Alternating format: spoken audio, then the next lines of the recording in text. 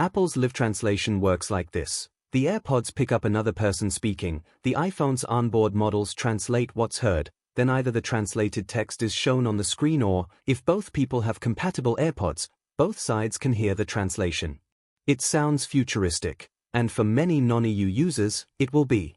But in the EU, people with Apple accounts or devices registered in EU countries are being given a flat not available message for the live translation feature.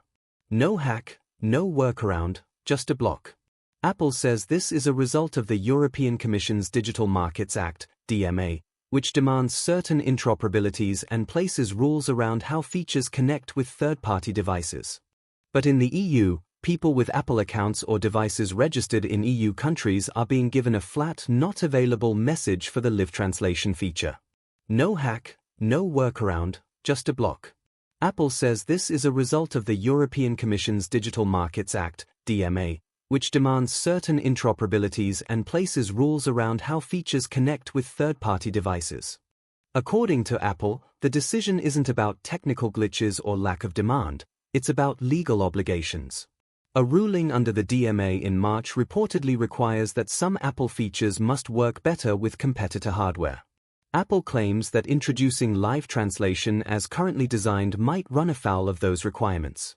Interestingly, Apple also clarifies that user data protection isn't the primary legal obstacle here, at least officially. The company suggests that the DMA, rather than privacy law, is what's steering this decision.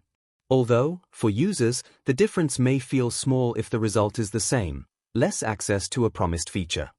This isn't the first time Apple has held back its features in the EU over regulatory concerns. Last year, for example, Apple delayed launching certain AI tools in the EU, citing similar concerns under the DMA. Supporters of regulation argue that this is a necessary check on big tech, making sure companies don't lock users into proprietary systems, ensuring third-party hardware, software can interoperate, and protecting consumer choice and market competition. Critics, meanwhile, warn that regulatory overreach risks stifling innovation, making users pay more, or wait longer, for features others get more easily. For something as forward-looking as live translation via earbuds, being unable to use it feels like being held back, not because the tech isn't ready, but because the rules have to catch up. Apple may redesign how the translation feature works in the EU to comply with the DMA, perhaps by enabling interoperability with non-Apple hardware or changing the data flows. Regulatory bodies might issue clarifications or even offer safe harbor measures or amendments that allow features like this under stricter guidelines.